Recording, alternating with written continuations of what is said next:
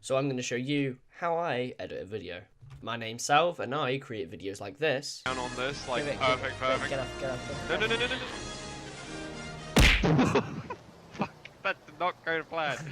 That did not do it. And this. Travis, stop, Travis, don't you dare. I'll take us both down, both together. We will die together.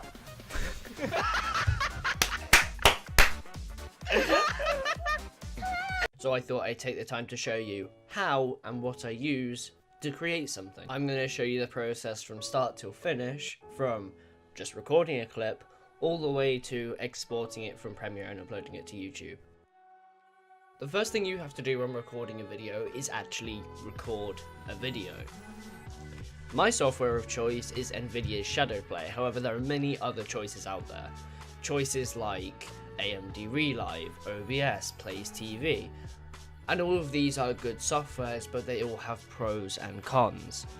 So what I'm going to do is I'm going to explain some of the pros and cons for all of these recorders. If you already have a recorder that you want to use or that you're happy using, then just skip ahead to the timecode on screen or in the description, and that'll be when I actually start editing the video. First, we're going to start with OBS. OBS is an amazing software and I literally couldn't fault it.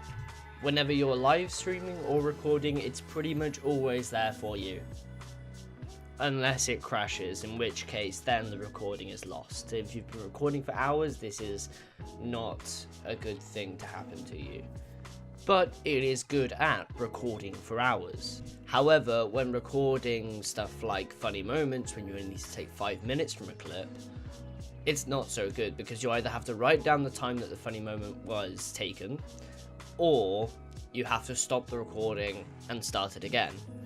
Both of which would be easier if you just had a hotkey to record the last 5 minutes, and you'd still have to save 3 hours of footage to your hard drive, taking up valuable space. Talking of hotkeys, that's when AMD Relive and NVIDIA ShadowPlay comes in. They both have a record the last 5 minutes option, however, AMD Relive is only available for AMD graphics cards. Not only that, but it also felt like it wasn't a finished software. It felt like compatibility was very low. I actually struggled to connect my mic a lot of the times, and it kept switching the recording bitrate so that I kept coming out with low quality recordings, and this was just not helpful if I had a funny moment I really wanted to save and I couldn't do that. Also going on to NVIDIA ShadowPlay, again, only for NVIDIA graphics cards this time, but I very enjoy this software and it's the software I use today. It records the last 5 minutes flawlessly. The only issues I've had is that sometimes it doesn't open at the same time I open a game. And if I notice that, it gets fixed instantly because I'll just reopen the game and it will work. I really enjoy this, the way it handles the mic and the desktop audio, and you can have it separately if you want. It makes it really easy when editing later and if you need to turn something down or up. It has a lot of customizability, and you also can record and stream from the software. Not that I ever stream from the software though. If you don't have an NVIDIA or an AMD graphics card, you can use Plays TV. It doesn't require you to have any sort of graphics card. Actually, it requires you to have a graphics card, but it is very good at working with anything. I used to use this as an alternative to AMD Relive before I had an NVIDIA graphics card, and it worked almost flawlessly. Not only that, but if I did want to share the clips before I then put them into a video, Plays TV has an awesome sharing system to loads of social media. However, here's the catch. If you wanted to then export this video and put it into an editing software like Premiere, it didn't record in a format that Premiere would understand straight away, which means I'd then have to convert the footage before I could then put it into Premiere. This was a massive hassle. For a software that's meant to be ease of use, this was terrible. As you can tell, out of all of those, NVIDIA's ShadowPlay was my favourite, and I am definitely going to carry on using it. So now we've finished with recorders, we can move on to organisation. I feel like this is another very strong part of what I do, and I'm not talking about anything major. I'm talking about something that will take you 5 minutes and help your work flow so much better. When I record and then look at my recordings, NVIDIA ShadowPlay names them in the game, the date, and the time that it was made. However, this isn't going to be very easy if you're looking for clips that you want to use. So all it takes is for you to find the clips that you got a funny moment in, name them that funny moment, and then put them into a folder. This makes it as easy as then just clicking on the folder and dragging all of those clips into Premiere ready to edit, instead of searching each of them and then you've got like 30 recordings and you don't know which ones you were going to use. I've done this before and I found that naming them makes this process so much easier. Once you've done that, it's just a matter of moving on to the edit, and this is where people will join us again, ready to watch how I edit things. When I edit, I use a software called Premiere Pro, and it's just the software that I've learned. However, there are no wrong answers when it comes to editors. Use Premiere Pro, use Sony Vegas, use iMovie. Don't use Windows Movie Maker, that's probably just come back, steer away from that. I was wrong, there are wrong answers. But hopefully you can set yourself up with something like Premiere Pro, Sony Vegas, iMovie, or Final Cut. These are all good options, but yeah, I feel for me Premiere Pro is a lot better of a software, especially for creating animated text going across the screen. Then again, this is very biased considering I've only tried Sony Vegas when I was younger for a very small amount of time, and it's probably updated a lot since then. Anyway, forget all that. Today I'm going to show you Premiere Pro. So let's open up Premiere Pro and we'll get straight into it. So here we are at the first thing you see when you open Premiere. What you're going to want to do is create a new project and find somewhere safe and reliable to save this project. Name it something that you will remember or something that you know so that you're not losing it later down the line. I'm going to name mine tutorial video for obvious reasons. Now I'm going to presume that you have an extremely basic understanding of Premiere. However, I will still be explaining stuff along the way. The first thing you're going to want to do is create what's called a bin within Premiere. It's like a folder on Windows. It basically is just a way of storing footage more organized. You do it by pressing this little folder button down here. I'm going to name my bin footage once again for obvious reasons. Now it's just a matter of taking all the footage from your organized folder and drag it into the bin in Premiere. Now here's where the organization comes in, because you can see in Premiere that it all has the same names that you've named earlier in Windows. And this is extremely helpful for knowing what order you want to edit your video in later. Now you can edit in 3 simple steps. Organize your footage, place your footage in the right order on the timeline, and then add the text in later. Right now, we're again going to organize the footage within Premiere this time.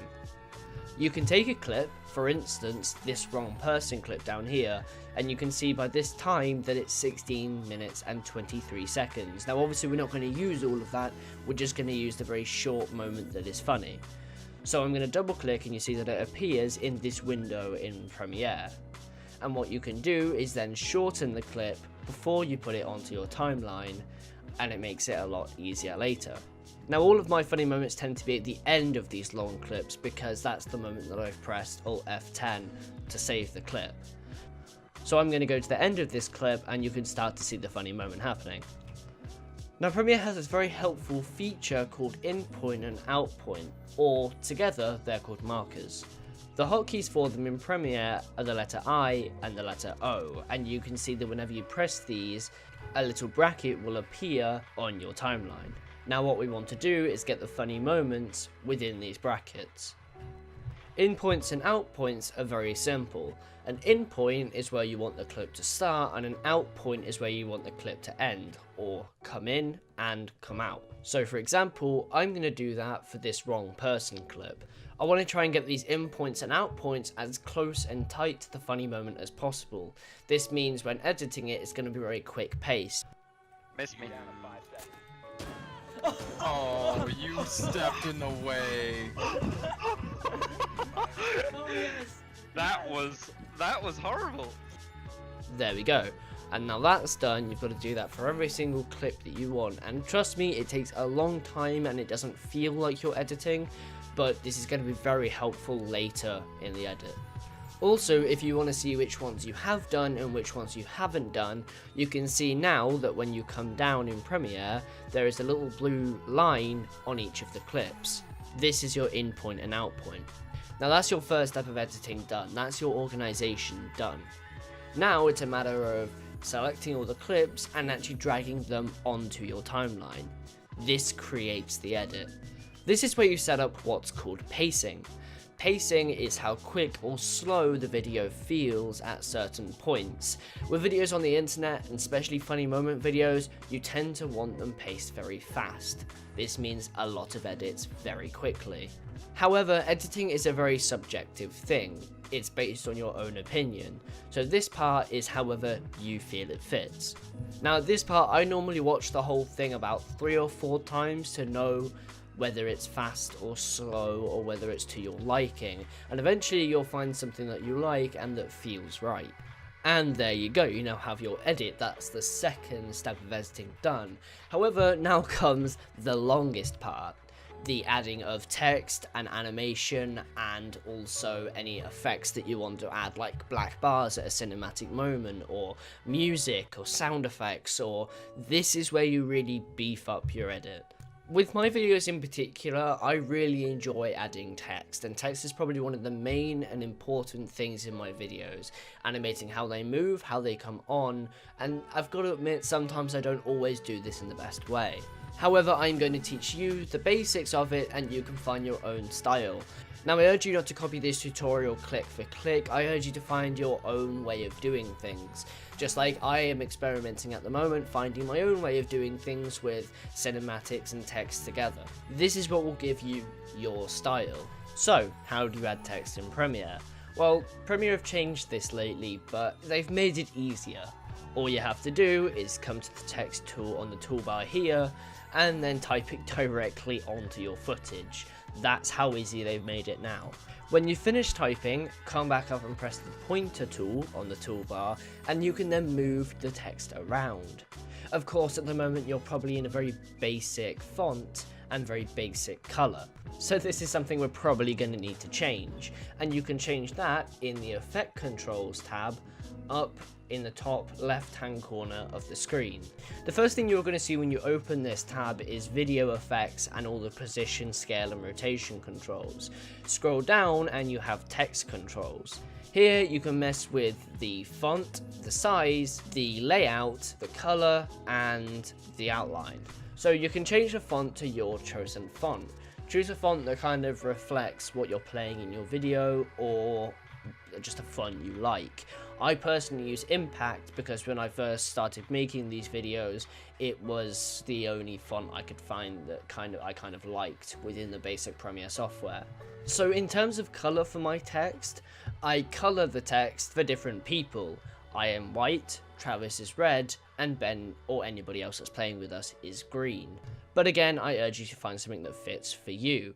What I do say is try and use a stroke or a black outline around your text to make it more visible against the background of the game. Now, for text that doesn't move or is not animated, you're pretty much done. However, if you want to animate this in some sort of way across the screen, like someone in your recording says it in a certain way, or you want to do it to label something and tell the audience what is happening, then you might want to animate it. And this is where the position, scale and rotation controls come in that we saw earlier. But before we get into that, I'm going to explain keyframes just in case people don't understand. A keyframe looks like this, and what it does is it holds a piece of data for the computer. So if you're changing the position of a text, each keyframe holds the position data. You can add a new keyframe every frame, hence why frame is in the name. When recording most gameplay footage, you're going to be recording at 60 FPS, frames per second. This is the computer seeing 60 pictures every second you're recording, and for each of those pictures, you can position the text in a different place. So now we understand the basics of a keyframe, I'm going to show you exactly how to use it. Now, if explaining how a keyframe works confuses you, don't worry. Knowing how a keyframe works isn't actually important to using them.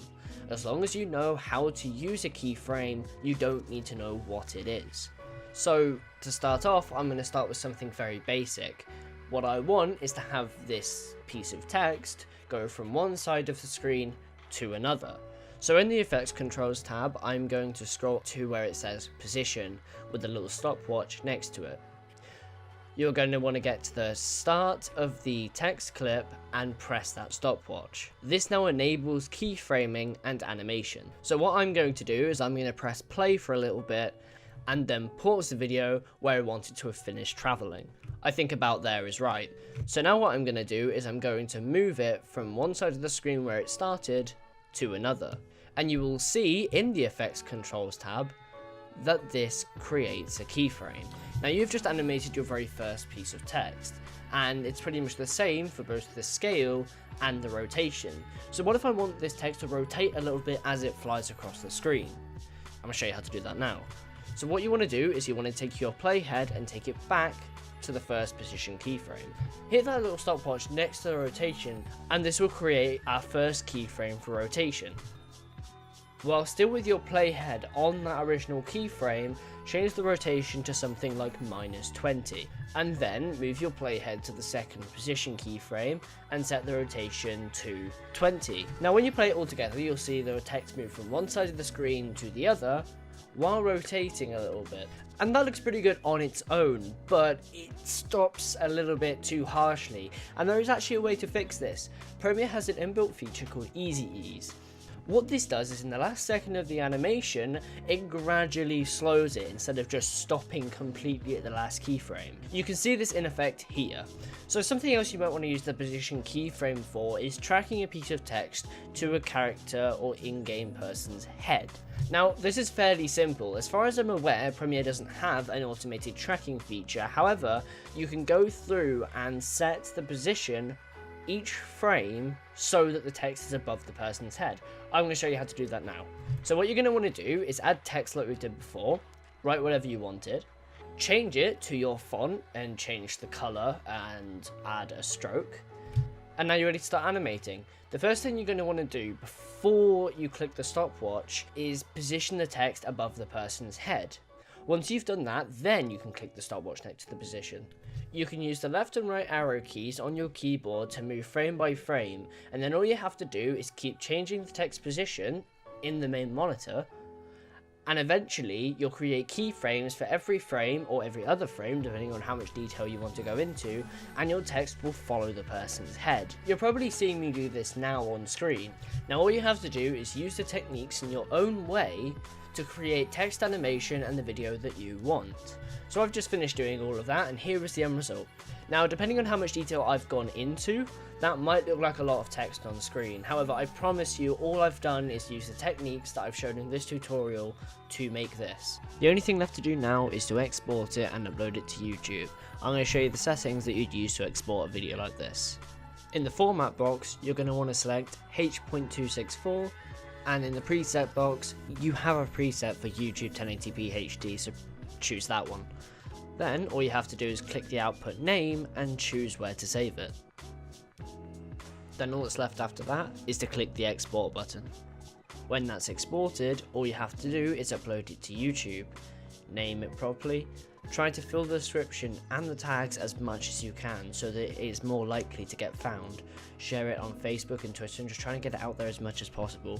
And to be honest, that pretty much ends the tutorial. If you have any questions or anyway, I could have done it better, and feel free to tell me how I could have done it better. This is my first tutorial. I'm not sure I'm going to get it right first time. I know it's very long. I actually only meant for it to be 5 minutes, and at the moment the recording's gone on for almost 18 minutes, and it's probably going to be longer because of videos that I've added without me talking. But if you enjoyed the tutorial the same, then hit that like button and hit that subscribe button, and make sure to go see the videos on my first channel to see how they worked out.